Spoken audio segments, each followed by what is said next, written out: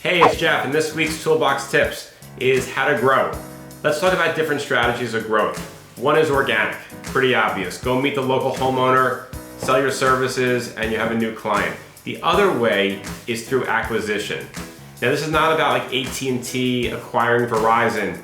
This is about finding the local contractor, the one or two person organization that is looking for a different and a more sophisticated infrastructure to help grow his or her company.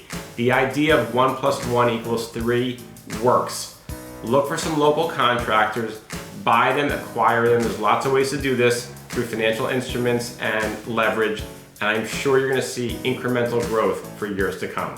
See you next week on Toolbox Tips.